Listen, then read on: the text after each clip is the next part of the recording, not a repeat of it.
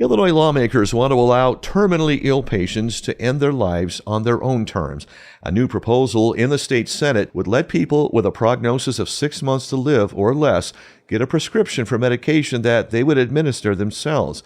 It was introduced late last week. Khadine Bennett from the ACLU of Illinois joined reporter Alex Degman from her office in downtown Chicago.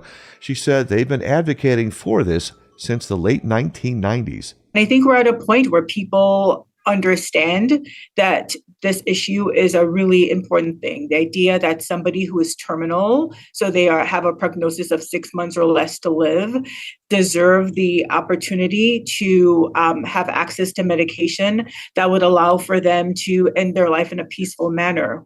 How safe and effective are these medications that we're talking about here? So they are very safe, like most medications that you're allowed to take for end-of-life care in other states. So we don't know of any examples in other states where it's been harmful to a patient.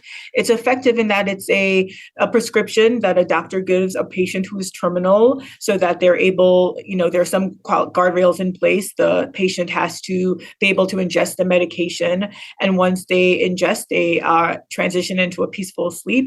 And then they are able to end their suffering. Are there safeguards in place to ensure people aren't making a decision out of haste? Because, they just got the worst news of their life, right? How does this legislation ensure that they're able to sit back for a minute, take a beat, fully take stock of the situation, and not rush into any major decisions right away? Yeah, so similar to other states, the way that this would work is that you would have to have a diagnosis of being terminal, so 6 months or less to live. You'd have to be an adult, so somebody who's over 18 years of age. You would have to be able to have the mental capacity to make the decision for yourself. So you would go to a doctor, say, doctor, I am terminal. I would like to explore medical aid in dying. You would have to do an oral request. Then there is another guardrail of having a written request. And then no less than 5 days after your first oral request, you have to make another oral request. So at the second oral request, so that's oral, written, oral, then you are able to move forward in the process. Now, are all doctors going to be required to participate in this and write prescriptions if that's what their patients want? Nope.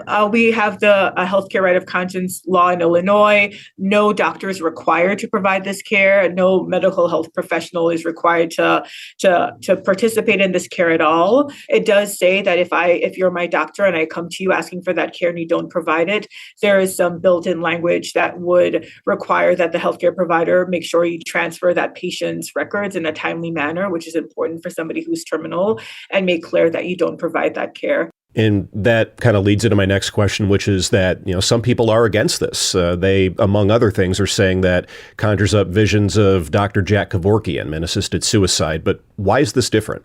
Yeah, I think it's unfortunate to combine those two things. We're talking about an end-of-life option for somebody who's facing a terminal illness, so 6 months or less to live. Assisted suicide is something that's very different. It doesn't require any kind of terminal diagnosis. For so many people, having this option is so crucial and brings them comfort at the end of their lives. And I think it's really important.